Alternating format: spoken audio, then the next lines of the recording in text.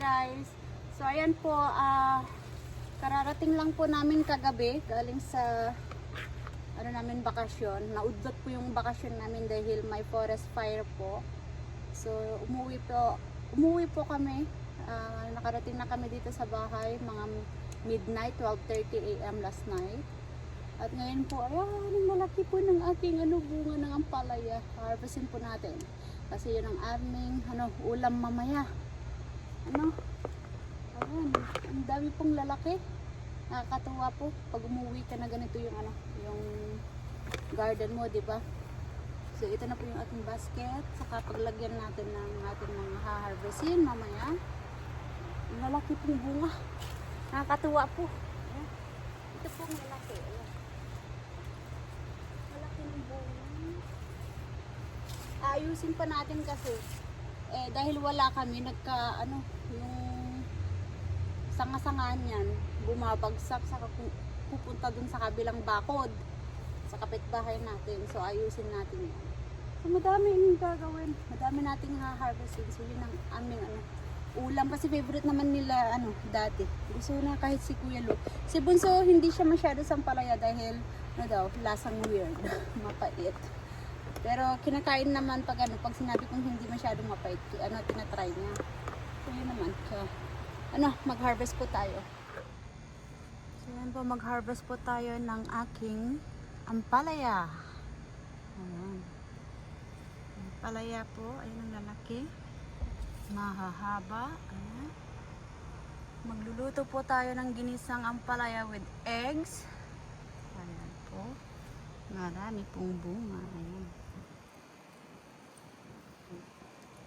Marami pong bunga ang ating ampalaya. Ayan.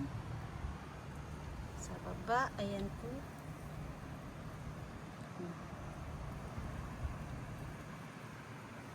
Ayan.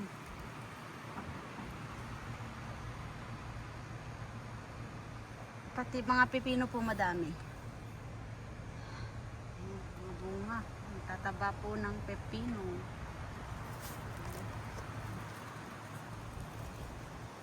Ba? So ayan po, mag-harvest na po tayo ng bunga ng ampalaya. So ang lalaki po,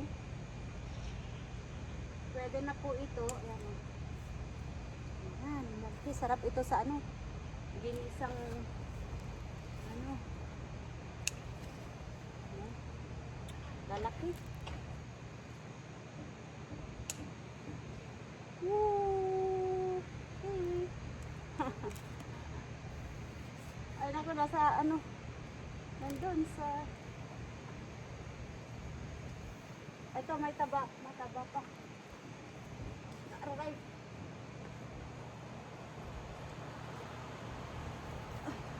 Hirap kunin nasa.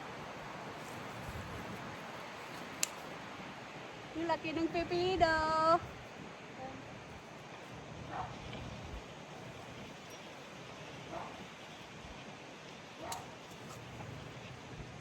Ito po, lalaki. Nakakatuwa po. So madami pong bunga. Ayan.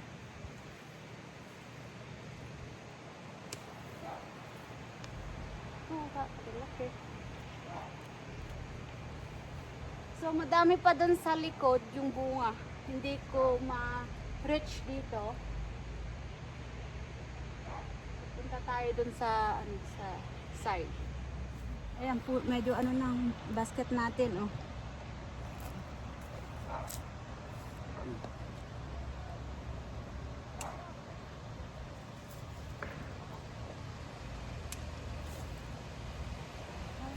Ayan po, lalaki.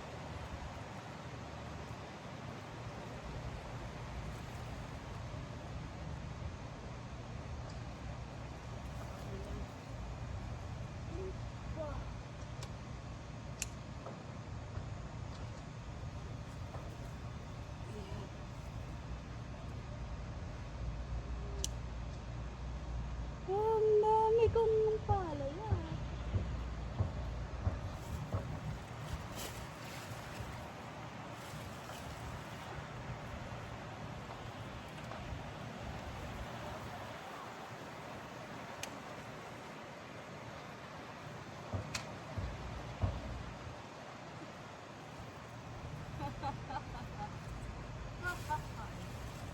Ayan po ang taba. Oh. Ayan. Puno na yung ating basket. Madami pa. Ito, madami pa pero palakihin pa natin konti ang mga yan. Pero sa totoo lang, pwede na rin po yung harvestin. Kaya lang, madami na po kasi ito. Madami na. Kaya saka na lang natin pipick upin pag maubos na ito. Pwede na tayong mag-freezer para pag winter din. Yan, marami pang bunga ng pepino doon, puntahan natin. So, puno na po yung ating. Kukuha pa tayo ng ating pepino. Ito kailangan kong ayusin. Ay! Ito ka dyan.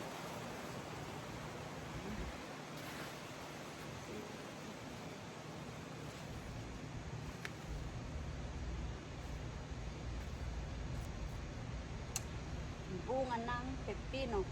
Wala, puno na yung ating lalagyan.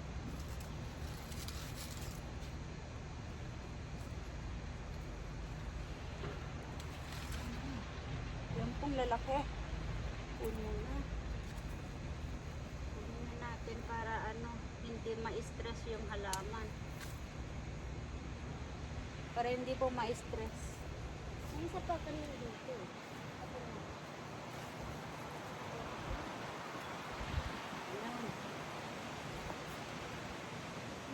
Okay.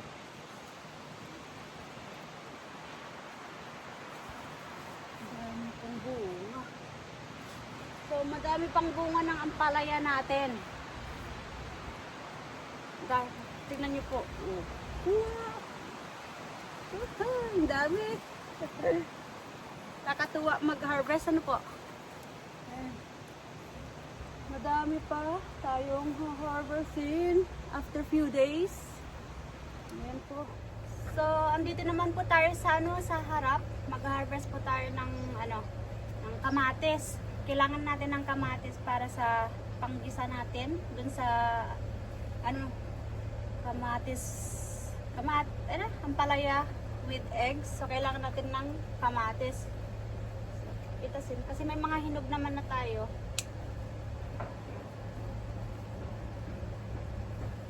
Mag-harvest tayo.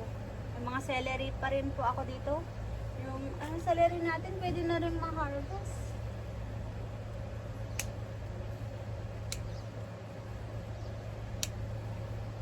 Sakto. May ampalaya.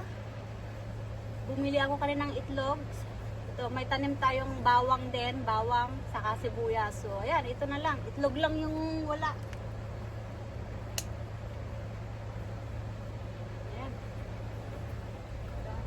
Nagkahulog-hulog na.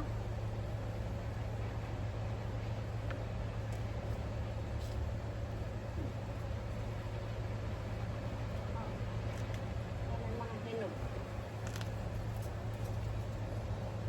Doon sa other side, may mga hinog pa doon. So, punta tayo doon sa side na yun.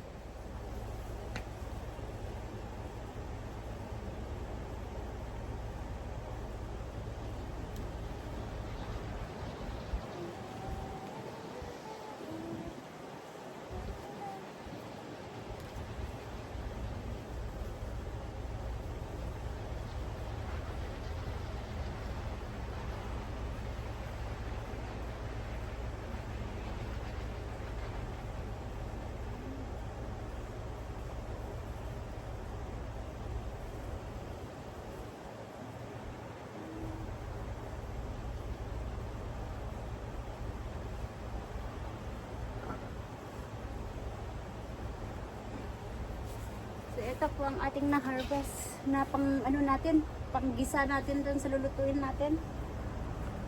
So, kukuha din tayo ng pang salad, yung dahon ng talbos ng kamote saka yung amti. So, doon. So, kukuha din po tayo. So, kukuha din po tayo ng talbos ng amti. Yung ganito po. Amti sa Ilocano. Or ewan ko. Ang tawag ninyo dito. Pagat ako ng labo. Magsasalad po tayo. Lagyan natin ng kamatis, red onion, mga pananim din natin. Bukas ko na harvestin yung talbos ng kamote para may ano din, salad ako bukas. Marami tayong dahon-dahon na yan.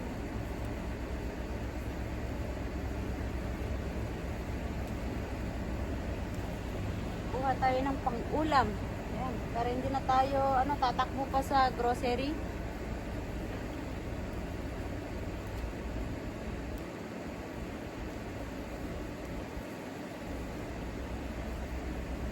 Masarap po itong ano lang, magpakulo ka lang ng tubig tapos i-ano mo sa tubig, mainit na tubig for 2 to 3 minutes para hindi ma-overcook. Masarap po ito.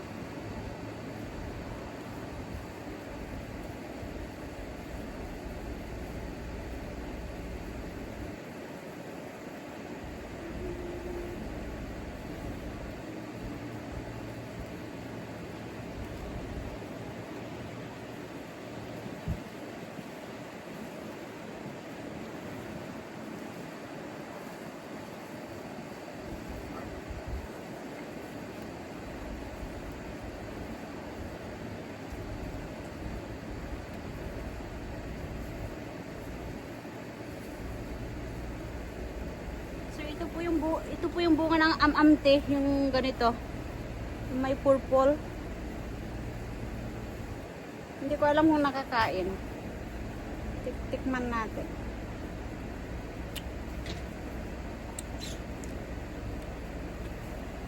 Matamis na may aftertaste.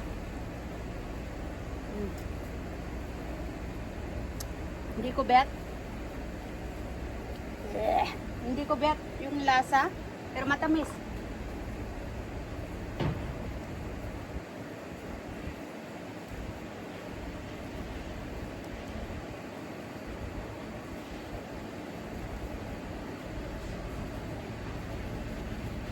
May ano na. Gustong-gusto ni Daddy sa nila Kuya Bunso ito.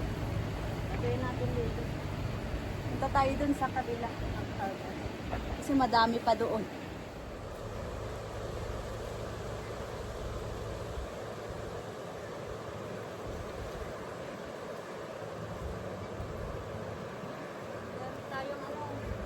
Dahon-dahon.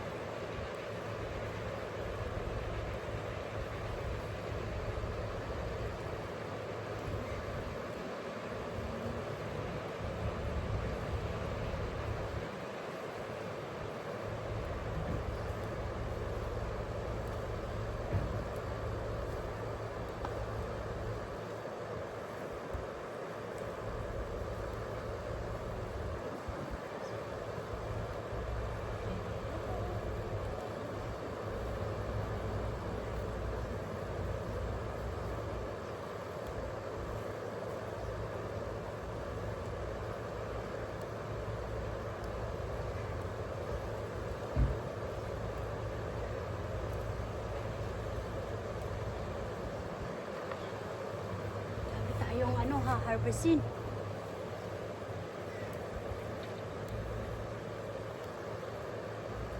Ito na po yung kasabihan, pag masipag kang magtanim, meron kang anihin. Yan. Malaking tipid po ito sa sa food budget. Hindi mo na kailangang tumakbo pa sa sa grocery. May ulam ka na.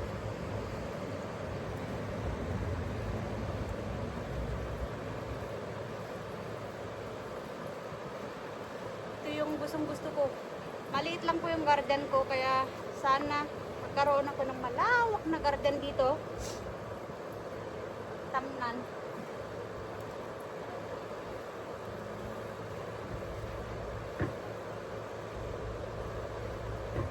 Ayan po, marami pong talbos ng kamote, pero sa ibang araw ko na lang ha-harvestin para meron din akong ulam the next day.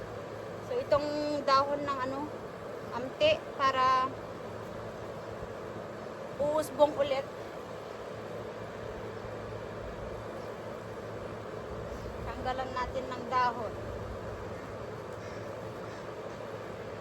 Ito may mga sili. Ayan, sinigang po or ano, ihalo sa pakbet.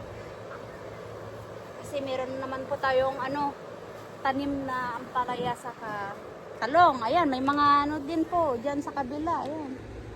Mga talong.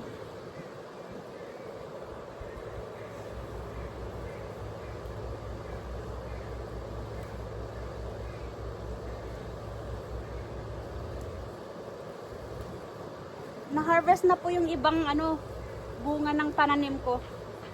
Kasi akala namin ano, magtatagal pa kami dun sa bakasyon namin. Naudlot lang po yung bakasyon namin dahil sa ano, sa forest fire. Lumikas po kami agad.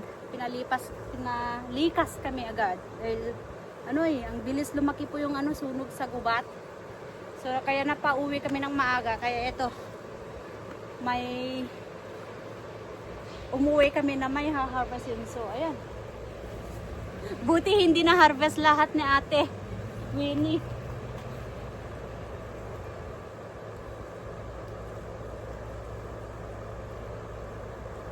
Buti ano, tinirhan ako na Ate Winnie. Ate Winnie, buti nagtira ka para sa akin.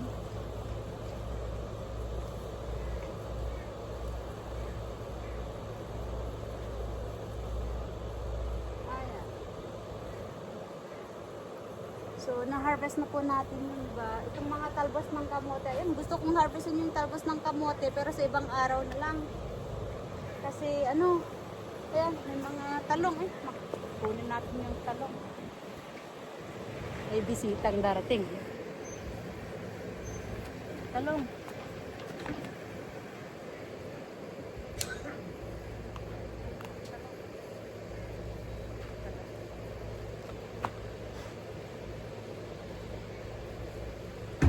Hi there. How are you? Good, how are you doing? Oh, I'm good. You guys got chased out of there by fire? Oh yeah. Yeah, we saw the Crazy. fire first. Just wait, I'm just gonna turn it off. Oh, sorry. Arda, I'm vlogging. Yeah, right. You just turn it off? Inuudot po kasi may taong dumating. So, yung trim ko lang ito kasi hindi ko alam kung bakit ano. Hindi ko alam bakit yung aking tanim na zucchini is nagkaganito yung maraming bunga yung zucchini kaya lang laging ganito yung nagyayalo sa namamatay. Namamatay ko. Pero marami pong bunga.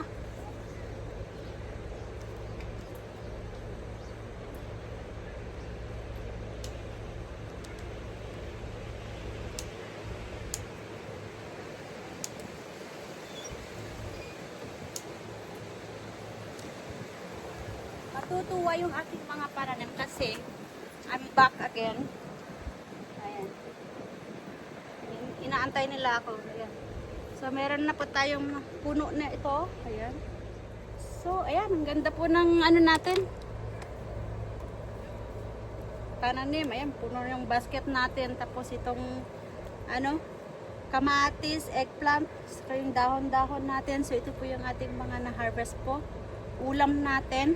Today and tomorrow. Tapos the next day, yung magsasalad po tayo ng talbos ng kamote. Ayan. In a few days po, marami na naman po tayong harvestin kasi yung bunga ng ampalaya po, yung ganitong kalaki, iniwan ko kasi madami na po tayong na-harvest. So, ayan. Ating ano, na-harvest ngayon. So, ayan. Madami tayong na-harvest. Thanks, guys.